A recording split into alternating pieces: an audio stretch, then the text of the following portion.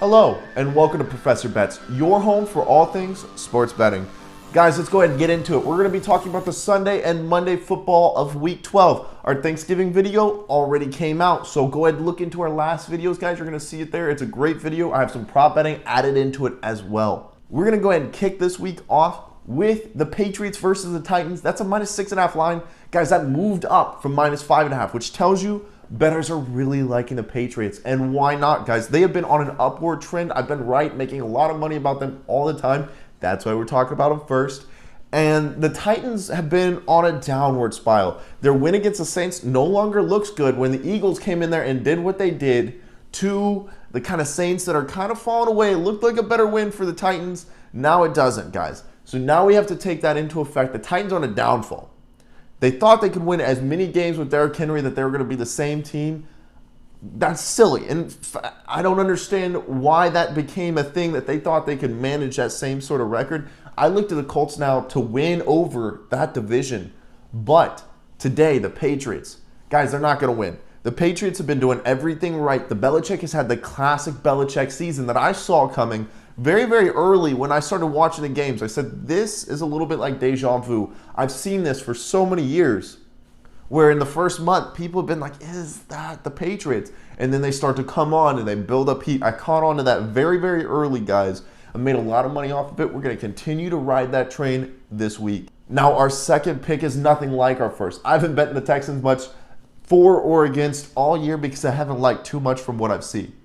But now, we have our chance to bet the Texans, guys. You're only going to be able to say that a few times a year. And right now they're playing the Jets with a -2.5 line. And here's all I need to tell you how confident I am in this pick, is that Tyrod Taylor's playing, guys. And when Tyrod Taylor's playing, they're much better than a 2-win team, 3-win team, guys. That's a 6-win team at the end of the season, at least. Even with the less than talented roster that they have, that's still a 6-win team. With Tyrod Taylor on it, they're much better than the Jets, guys. Look for them to win, and to win pretty handedly. I see this by double digits. Now, my third pick is also a division game, guys. I'm super excited about division games. I am all about division games, especially when it's the Eagles versus the Giants.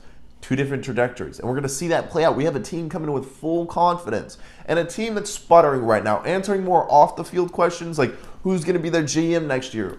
Is their head coach fired? Will we see a quarterback pickup? And what happens to Daniel Jones? So many of those questions have been surrounding the Giants this season. There's no way they come in as focused as the Eagles, who know right now they must win every single game in order to rival the Cowboys for their division title, guys. And that's the only way you can guarantee you get into the playoffs. The wild cards, there's no guarantee this year. With 7 slots, who knows what that does to everybody, how things will play out at the end of the year. It'll be totally different.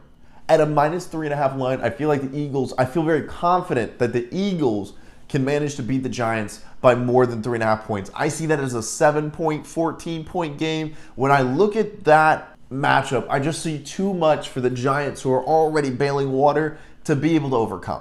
Now we're moving into my fourth pick, guys, and this is a little bit different for me. I'm going to struggle here a little bit more, and we're going to work through my thoughts on this. We have the Green Bay Packers versus the St. Louis Rams, who are in almost the same exact position in every single way. A lot of injuries on both sides. They were both thought to be easily top of the league playoff teams, but so far they've had a little bit of a downer coming into this game on both sides of football. I'd say worse for the St. Louis Rams because that's on prime time. And then also you see the same thing with the loss to the Vikings, something that Aaron Rodgers does not enjoy for sure. And with all the noise that both teams have created around themselves, the OBJ trade, is Stafford any better than Goff in the sense that he's going to get them further? There's also a huge question that's starting to linger over the Rams as to where you have Aaron Rodgers and the whole debacle, everything you want to get into about COVID, all of that. Now he's injured with a lot of other players. And so I have to ask myself, with all the injuries, who has the best unit on the field? That is such a big question to ask. I need to know who can come out there and say, I'm going to dominate, and I can feel comfortable that they have the talent to do it. And it's the Rams defense, guys. I know people are going to say, but the Rams defense has been pretty suspect this year. And I would have to agree, guys. I'm saying I understand the same thing, but with an injured Aaron Rodgers and not 100% Aaron Rodgers, and not 100% Devontae Adams at this point, who's gone out a little bit here, and he might be playing, but that doesn't mean he's playing injury-free, guys. I think that connection can be interrupted by one man, Jalen Ramsey. I think Jalen Ramsey owns the key to this game because if he can lock down Aaron Rodgers' #1 receiver, and that pass rush can turn into a run-stopping defense, at least to a degree, guys. Aaron Jones is injured, so we don't know exactly if he's going to play, and if he plays, what he plays at. Then you have the other running backs for Green Bay, but they don't have the full committee. That means something. That means they might be easier to stop. They might not be able to afford themselves running 12-play drives, 15-play drives with all the injuries that have occurred. Maybe they weigh themselves down further than the Rams defense will do. That's a big question, guys. So I'm going to go ahead and pick that Rams defense to be the best unit on the field. I'm going to take them over Green Bay, and that moves us into our final pick, a very similar pick, but rather also different.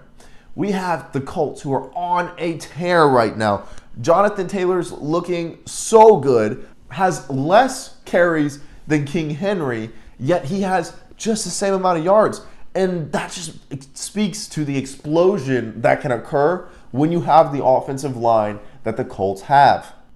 With the Bucs as a -3 favorite, and I can understand the thought here, this comes down to me to a few different things, and something I'm willing to take a risk on here. Vita Vea versus Quentin Nelson, both right now injured reports as questionable. Do either of them play? If Quentin Nelson plays, I might feel a little bit more strongly towards the Colts. But if Vita Vea plays, I feel super comfortable that the Bucs have what it takes to stop that running game of the Colts, or at least stimmy it up a little bit so that it's not something that they can repeatedly go back to. Force Carson Wentz, who has been known to make mistakes, wild mistakes in big moments, force him to throw the ball more. See if you can't pull something out. I like the Bucs defense a lot. It's starting to heat up again, guys. Just like last year when we started to see everybody kind of get to go it. We're worried a little bit more on the offensive side, but that defensive side is starting to kick it off, guys. We're going to see amazing things this week. I think we'll see it more on the Bucs side. I would take them at -3, but I feel like this has a potential to be a blowout as well if the Colts can't find any sort of offense when it comes to throwing the football. Thank you so much for watching Professor Bet's Week 12 NFL picks. It just means so much for you guys to start taking notice of my videos. Start to follow, subscribe, comment. All that means so much to me, guys. If you've done it already, hats off to you guys. Absolutely amazing. If you haven't, please consider doing so. Use me how you see fit. You want to ask me about a certain game? Go ahead and do it. If you want to take some picks that I give, just use them when you see fit. That's what I'm here for. Thank you guys so much. Take care. Have a wonderful Thanksgiving.